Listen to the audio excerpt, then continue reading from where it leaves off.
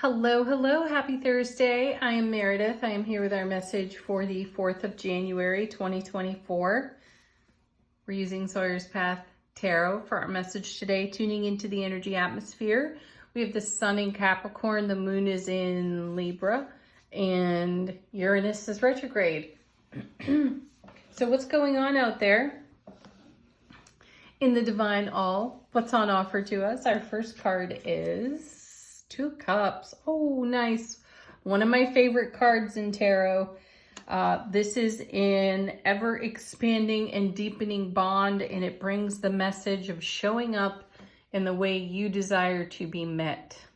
You gotta have it to make it.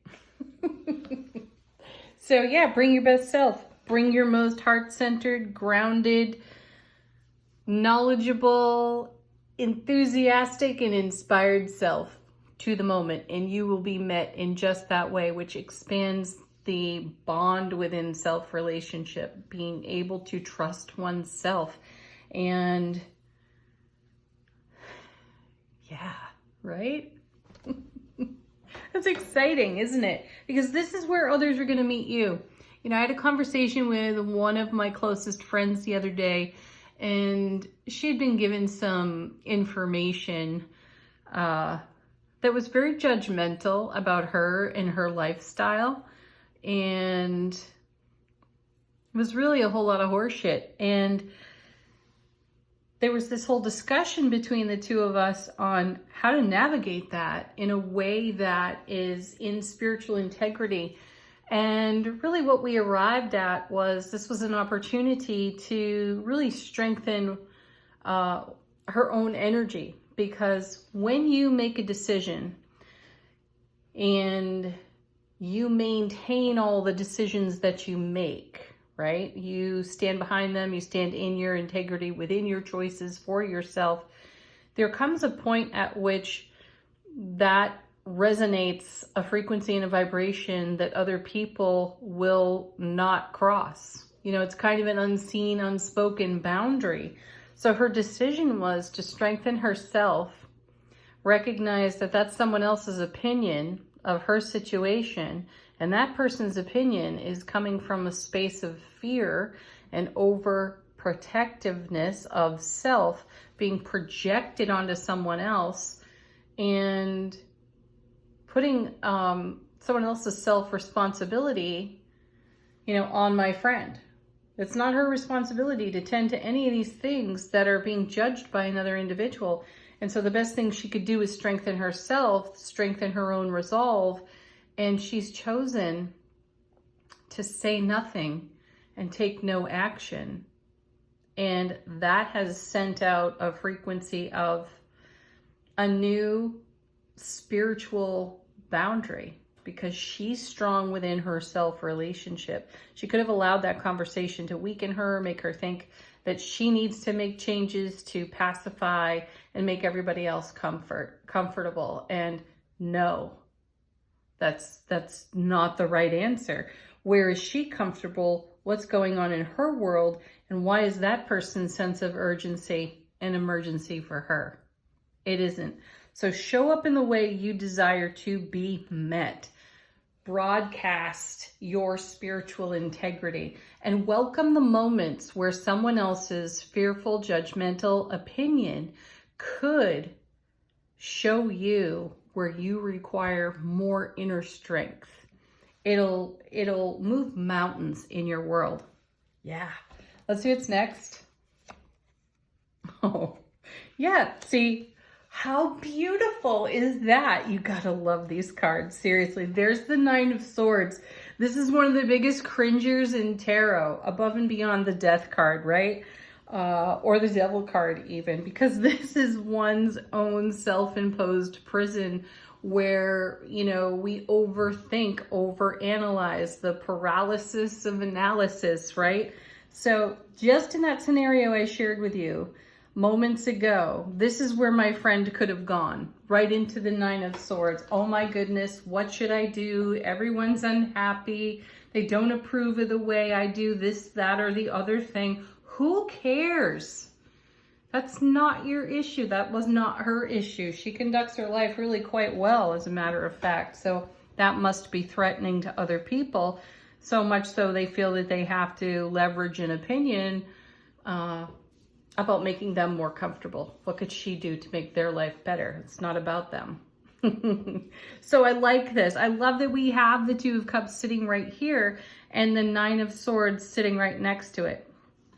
So truth be told, when my friend told me this story, you know, she lost a whole night's sleep over it. Yeah. And how often do you do the same? How often do we do the same? And how can we turn this into a point of strength rather than a weakening in our own foundation? Show up in the way you desire to be met. Broadcast an energy of your spiritual integrity, your heart-centered groundedness, and allow the opinions of others to strengthen you even further without taking it personally, and instead building your own fortress of love on a solid foundation. Nice. All right, next set, 2 cards.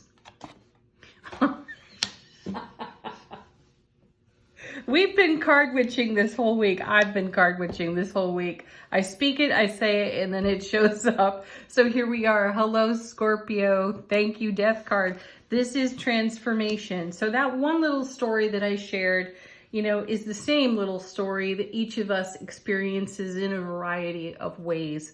So this is about transformation. We had the Death card as our first card the other day, and we're still at a point of transformation, but doing the inner work and having that intimacy within self-relationship really does give us the strength to make changes and not to be so affected and or influenced by outside energies that seem to want to oppress us in some way. So take a good look at that and transform anything that's bearing down on you, perhaps from an outside influence, even from your own inside influence, as in you've taken someone else's opinion and judgment way too seriously and attempted to adopt a way that's not natural to you. Check that out and transform it for yourself.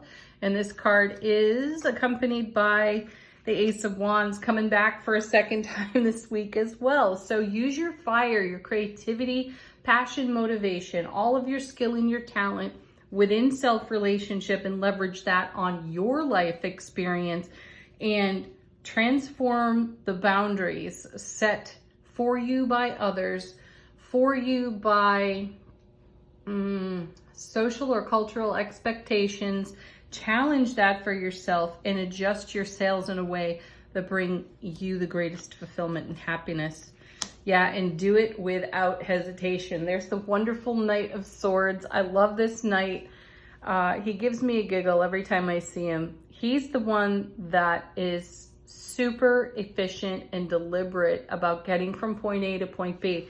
And that's the message I'm getting here. Don't mess around with ridiculous details and nonsense that have nothing to do with you and everything to do with something or someone else. And be intentional and deliberate about your direction within self-relationship and how that translates to your lifestyle on your foundation. Followed by, Nine of Cups. Excellent card. This is about our dreams coming true, and our dreams come true under our own divine power, not someone else's. That's what this Nine of Swords is all about. I feel like it's an influence of something beyond ourselves. And the Two of Cups is reminding us to stay connected deeply to ourselves and, again, show up in the way we desire to be met, because that's how our dream happens. Let's see what's on the bottom of the deck, what's not exactly obvious to us. Oh, nice. There's the Sun card. Happiest card in tarot. So behind the scenes, the sun is shining brightly. So even though there may be some sort of conversational entanglement that is based deeply in someone else's opinion and or judgment, it has the potential to influence us and give us an opportunity to rethink, reassess, which is good as long as we're staying true to our own heart space. Next, Queen of Pentacles. I like this. You know, all this week we've seen a little bit of the thought bubbles in this deck. And the Queen, like the King of Pentacles, they're master manifestors. They hold a vision for what it is that they've got in creation, in development, and they make it happen. So check out her thought bubble. You know, it very much matches the environment that she's in. So this is the sun shining happily on what it is we're creating for ourselves. So we saw the thought bubble earlier this week with the Three of Wands. We saw it with the Knight of Wands. Now we're seeing it with the Queen of Pentacles. So manifestation is in process. This is our dream coming into fruition and getting anchored to our foundation. And then we have, look at that. Oh, I pulled this off the top of the deck. Oops. The High Priestess, which is a great message for us. We get it often. Follow your intuition. Listen to your inner oracle. So technically, our next card would have been the Ten of Cups. Beautiful. Another repeat card for us this week, but that would be what the Queen is looking at. Although I like this little happy accident of pulling the High Priestess off the top of the deck because, you know, we're seeing a vision through our intuition and we're making it a reality. So it's coming into being. Since we have the 9 here, Ace of Cups to the power of 9. Now we have the Ace of Cups to the power of 10.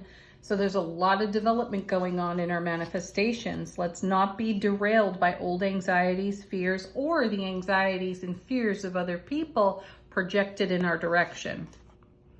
Yeah. Now we have the Four of Swords, solid foundation. Oh my gosh, here's what's underneath that too. 4 Wands. Take it easy, let go, relax, be at peace with your own self, preserve your peace, and create your foundation legacy of happiness. We have 2 of the happiest cards in tarot sitting right here off the bottom of the deck. So this is what is coming into being, and how beautiful is that? Wow, oh look, if I kept going, now there's the Ace of Coins. So, and the Star, I'll stop. Angel Answers, great deck for putting your questions to. If you're looking for confirmation of something, definitely put that in the deck while I shuffle. Let these cards be some kind of an answer for you or guidance. Our first card is Big Happy Changes, yes.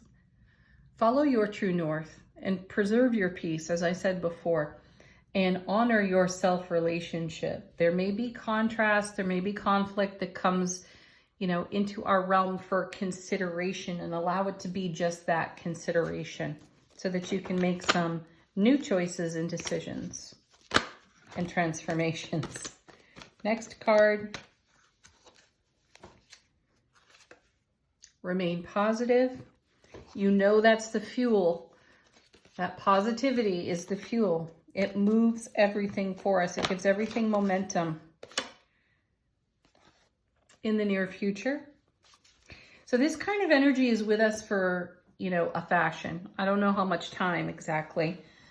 We don't really measure time here on the tarot table, though in the near future it tells me that this energy is at work, at play, within the atmosphere. And also I'm feeling the connection between the 9 and the 10 of Cups. So this dream is in development and it's nearly fulfilled. So don't stop now, don't give up now, and don't let any 11th hour anxieties derail you.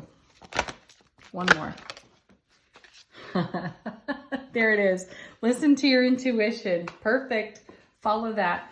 Final word on the reading from Nature Portal Oracle cards. How is our soulful presence informing our waking consciousness?